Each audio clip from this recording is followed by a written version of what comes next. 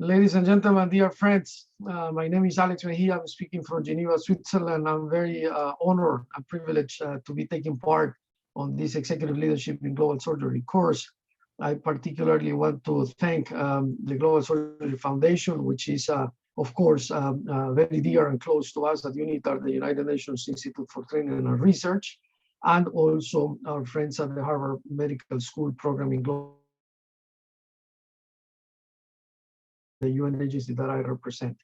I will have a presentation to share, and I will allow you to.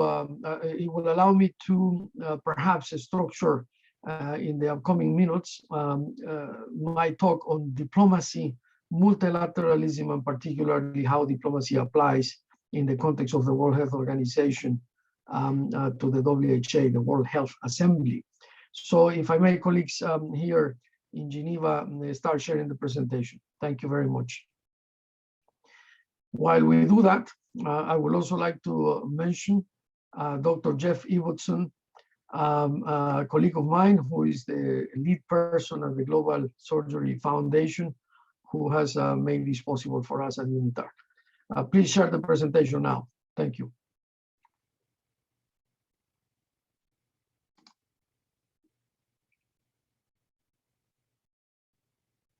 Very good. I have entitled this talk, Multilateral Diplomacy and the United Nations. This is the first part. The second part hopefully will be questions and answers.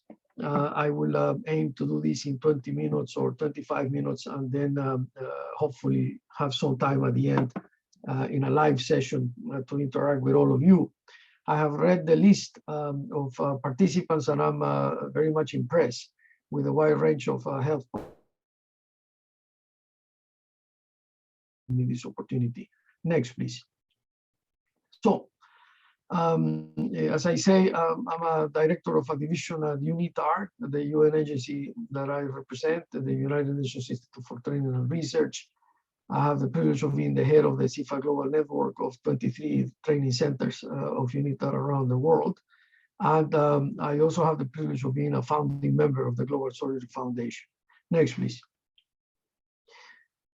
What is diplomacy? It has always been important for us. I'm a former diplomat. I come from Latin America, from Ecuador, and I was very honored to join my government early in my career to become a diplomat. And after serving in Colombia, in Bogota, in Washington, D.C., in the US, I joined the UN, and then I went to Japan, and now I am in Switzerland. But in my journey through diplomacy, I have always found too many definitions, and I wanted to give you a very basic one. There are several, but they will go always around the following. And I think Britannica.com, you can find this on the internet, of course, it's Global Commons, allow you to understand better what is actually diplomacy. Allow me to read. Diplomacy is the established method of influencing the decisions and behavior of foreign governments and people through dialogue, negotiation, and other measures short of war or violence, which is what we want to avoid, especially at the UN. Modern diplomatic practices are a product of the post-Renaissance European state system. If you are interested into this, just as part of your general knowledge, you can read about Count Metternich, who is considered to be the father of modern diplomacy. He was, the first half of the 18th century, of the 1800s, excuse me, the 19th century. Count Metternich from Austria, he was the foreign minister of Austria. He actually helped to ensure that for half a century, there were not wars in Europe. If you go a little backwards in time, in 1648, if you are also interested in this, it's fascinating to read about what we call the Peace of Westphalia, Westphalia with a W. It's a series of treaties that ended a long war in Europe and ended also the concept of feudal states. And then what we know today as a state, we call it a nation state, came to be. 1648, the nation state as we know it today came to be, no more feudal states. And then diplomacy needed to be reinvented. It's been around for a while. If you go to the origin of the word, diplomacy comes from diploma proper, which is a Greek word composed of two parts, diplos and ma. Diplos means folded, something folded, and ma is an object. So it's an object folded. When you have a passport, your passport that is folded is normally why diplomacy came to be known as what it is today, and diplomats got their name because they will have a credential, something like a passport, but centuries ago, that will allow them to go and present themselves towards their mission in front of another government. So diplomacy comes from that. Through the French, we get the word today, and it is, as I just told you, defined as you see on the screen. By the 20th century, the diplomatic practices pioneered in Europe have been adopted throughout the world. So all of our nations have diplomats representing us. The case of South Africa, of course, is highly respected. This is a very professional foreign service that you have, and I'm very happy to say that I know some South African diplomats that I call friends. Next, please. We go to the next presentation. So, multilateral diplomacy. I'm not going to read the whole thing, but when you hear multilateralism, this means, of course, multi, several. This is the opposite of bilateral diplomacy. So multilateral diplomacy, more than two. Bilateral diplomacy, two. I was a bilateral diplomat myself, accredited to two different states representing my own government. And then I joined the UN, the United Nations, and I am embedded now in multilateral diplomacy. Multilateral diplomacy, in our case, you are going to see very soon, of course, involves adherence to a common political project, in this case, the Charter of the United Nations. And this, of course, is conducted and based on respect of a shared system of norms and values. People uphold the United Nations Constitution, the United Nations Charter, and that's how we have rules to interact. I'm going to get on a little of the history of the UN very soon. Next, please. So we celebrated 2 years ago 100 years of multilateralism. Before the UN that started in 1945, we had the League of Nations. There you see a picture of the place where we are actually working in Geneva, the Palais des Nations in French, the Palace of Nations, which is where this organization, the League of Nations, was established. But it ended its work during the Second World War. It actually failed, and then it was replaced by the UN. Next, please. So the role of multilateralism is to help create the conditions for maintaining and consolidating peace based on the principle of collective security. But it also works to avoid tensions generated by uncoordinated decisions, to allow stakeholders to participate in decision-making processes. And of course, in the particular case of health, it also allows countries to come and have common standards, common practices, common sets of priorities. You will hear there is, under negotiation as we speak, a new treaty to deal with pandemics, of course, because of what happened with the COVID. Next, please. The United Nations, the multilateral framework per excellence. You know, when we talk about multilateralism, we have to go in history to 1942. President Roosevelt coined the name United Nations during World War II, when he called 26 countries of the Allied forces to adopt a declaration of United Nations against the Axis powers of Nazi Germany and their allies. So that's when the idea, the concept of United Nations fighting for peace in the Second World War came to be. Next, please. By 1945, the United Nations was born. It happened on 24 October 1945 at the so-called San Francisco Conference, and we have 50 original member states, including my country, Ecuador. It's a great privilege for us to have been one of those original founding members. Today, we have 193 member states. Next, please.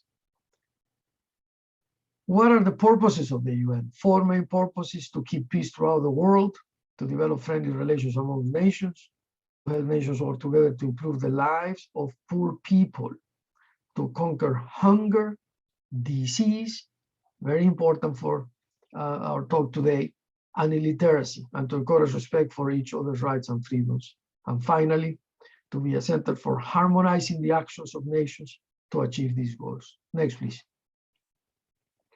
I won't bother you with this thing, but just so you know, the UN system is a little convoluted and complex, but it works somehow, even though we tend to be bureaucratic and not so fast.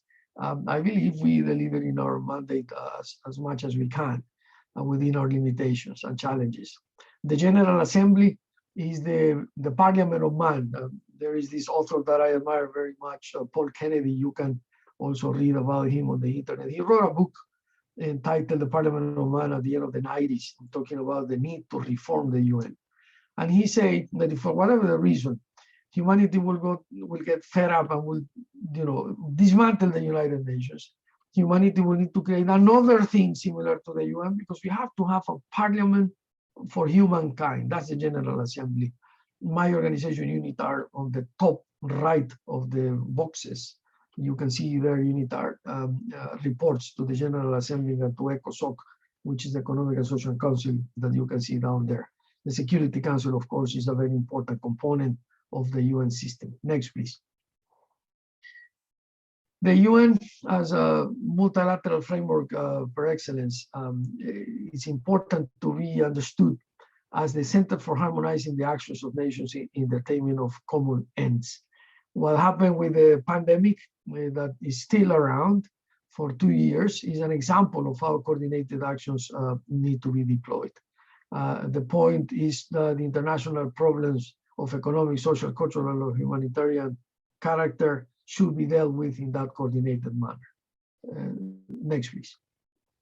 That's a picture, by the way, of the building where we work.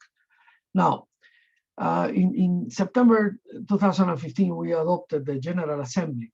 193 member states represented their presidents, foreign ministers, prime ministers, and foreign ministers, adopted a resolution to create the 2030 Agenda for Sustainable Development. And the core of that document, of that United Nations General Assembly resolution, is the creation of the 17 SDGs, the Sustainable Development Goals. I think most of you will know about them. There is not enough time today to talk about it, so allow me just to mention that this is how it happened. It happened because we can coordinate actions, and we have said this is the roadmap from that point, 2015, the end of 2015, until the year 2030, to make our world better. And by the way, they were advancing very well in the first 5 years or so, but then COVID-19 came. And it's a pity to say that the fight against poverty, which is the main ethos of the SDGs, has been going backwards. I'll give you just one number. Now we're speaking in February 2022. Our colleagues at the International Labour Organization, just 2 blocks from where I'm speaking, released a couple of weeks ago a report that says that by the end of 2022, December, there will be 52 million jobs that will have disappeared from December 2019. So from the end of 2019 to the end of 2022, 52 million jobs disappear. And guess who are the people that suffer the most? The most vulnerable people, the people in developing nations, in countries in fragile situations, as we call them, countries like yours or mine. And it's a pity because the recovery road will take long. It will take 3 to 5 years at least.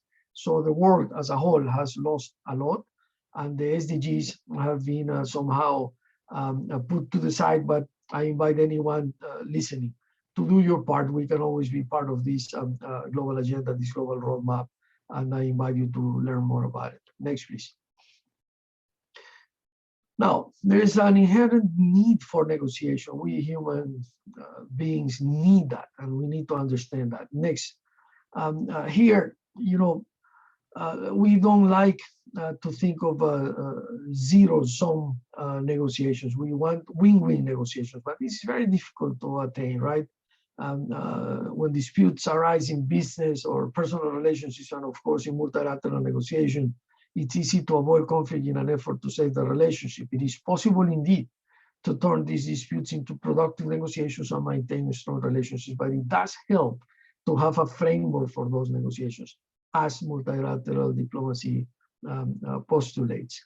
Why do we need to negotiate? To avoid resentments due to conflict and disagreements, things that between amongst countries end up in war and conflict, and also in between persons. And finally, as you can see at the bottom left, negotiation is to try and reach agreements without causing future barriers to communications. Let's go to the next one, because I want to put negotiation in this context. Next, please, Israel. Now, diplomatic negotiations, they happen very often behind the table. They happen based on personal relationships and dialogue and understandings that occur before actually arriving to the place where you conduct a negotiation as a diplomat. And your government, my government, make an effort on that, on doing what we call consultations, right? So there are teams of negotiators that are involved in into these processes, and they do engage in trying to understand the other side. Next, please. Diplomatic negotiations imply that you are to identify and work to overcome challenges on your counterpart side of the table. You need to understand what are the challenges and what the other people are thinking. I'm going to talk about the World Health Assembly later on, briefly. And I tell you, there are things that everyone will assume that, of course, we need to adopt decisions on that, but that some countries will oppose because they have their own particular agenda and their own particular realities. And if you are a diplomat accredited to these things, or even a citizen just witnessing how the multilateral diplomatic system deals, in this case, with a pandemic, you need to understand why a country will say, no, we don't need a treaty yet. I'll get to that. Next, please. I'll give you an example of diplomatic negotiations, and now we get into the specifics. The World Health Assembly, that's an actual picture at the Palais des Nations here in Geneva of the last World Health Assembly. This body is the decision-making entity of the World Health Organization. It is attended by delegations from all WHO member states and focusing on a specific health agenda prepared by the executive board of WHO. The main functions of the World Health Assembly are to determine the policies of the organization, to appoint the Director General when the time comes, to supervise financial policies, and review and approve the proposed program budget of the organization, which is rather important. The Health Assembly is held annually in Geneva, Switzerland, as I say, and as you can see in the picture. The next one will happen on 22 to 28 May 2022. It will be the 75th World Health Assembly. Next, please. Now, I invite you to visit who.int. I'm sure you have visited this website before, but if you go there and you put governance, you will get what you see on the screen, and you'll understand better what is the World Health Assembly. I'll get to that in more detail. What is the executive board and subsidiary bodies? What are other intergovernmental processes mandated by the governing bodies, and many resources that any health professional perhaps should be interested in. Next, please. Now, the World Health Assembly, per se, has some rules of procedures, right? So let me just remember that the original membership of the WHA, as we call the World Health Assembly, started in 55 member states in 1948. Now it's 194 member states. The UN has the UN system, of which WHO is part, and the World Health Assembly, which is part of WHO. We, as a system, have 193 member states. Here, I just told you 194. Why? Because we have all the member states, less Liechtenstein, plus the Cook Islands and New York. Also, WHO includes 2 associate members states of Puerto Rico and Tokelau, and several organizations that you can see in the second paragraph. But let me go to the bottom. The Assembly is governed by rules of procedure of the World Health Assembly. Agenda items are set by the General Committee of the Assembly, a group of 25 individuals that includes the President and subcommittee chairs, and a number of delegates elected by the previous Assembly.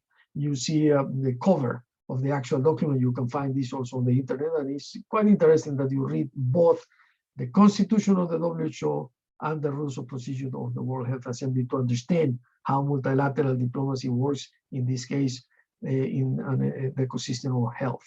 Next, please.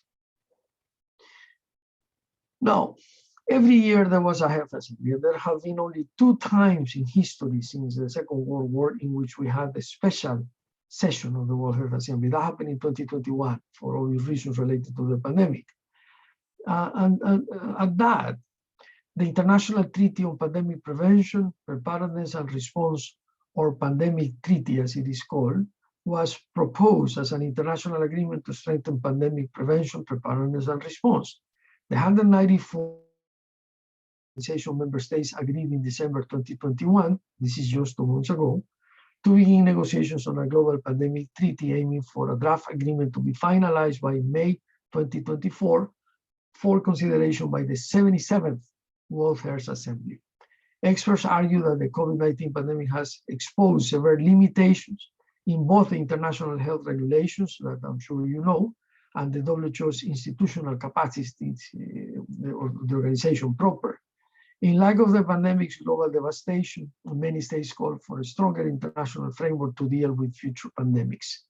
Responding to these calls, a special session of the WHO, of the WHO convening November 2021. At this meeting, the WHO member states agreed to establish an intergovernmental negotiating body open to all member states and associate members to draft and negotiate a WHO convention, agreement, or other international instrument on pandemic prevention, preparedness, and response, especially how to coordinate that response.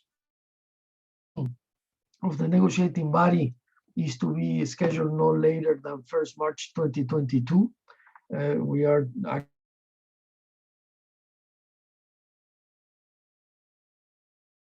to define and agree on its working methods and timeliness.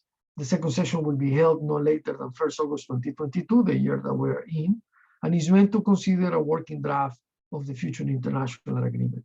The negotiating body shall submit its outcome for consideration by the 77th World Health Assembly in 2024. So let's go to the next one. There you see that we have diplomacy at work in a multilateral system. But I wanted to, I'm almost running out of time in this first part of this session. I wanted to leave you with some food for thought so you understand the bigger picture.